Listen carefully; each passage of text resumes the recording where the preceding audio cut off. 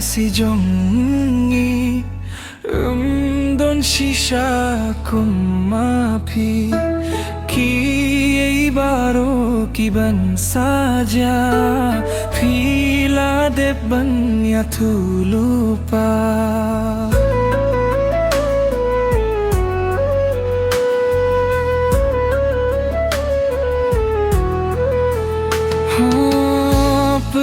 Kakumi linti api sashi sien pat banyohi watla pi dei tang unong rai kalong kum ka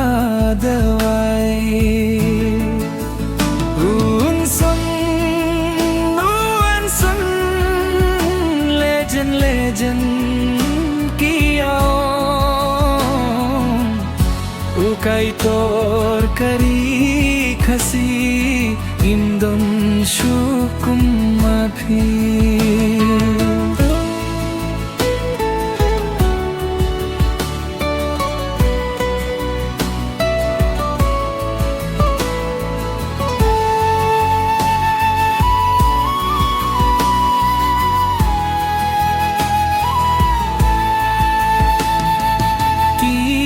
Surjingrai babun jingmut baro ki sangyo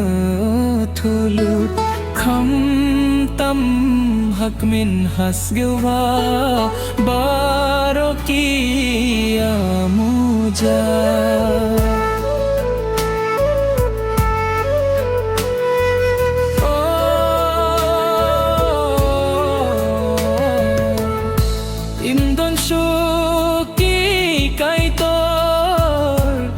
Phi ban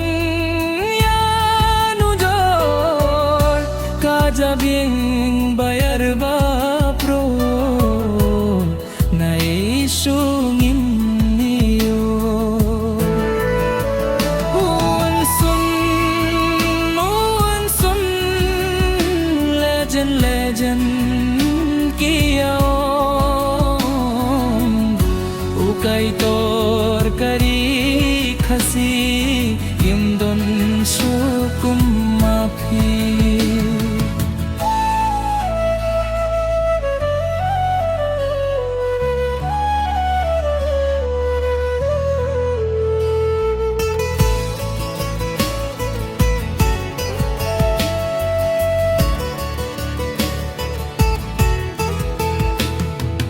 Baro ki kilisha pangjong phi sa shisin ki kwa vanyohi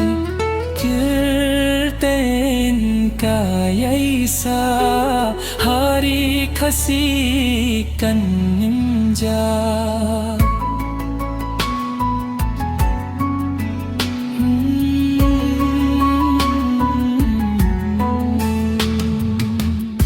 hango ba phi shong phi sa ban yohi ban kindung imla kintin kit bok nei ayapi ugleyun sumarun ri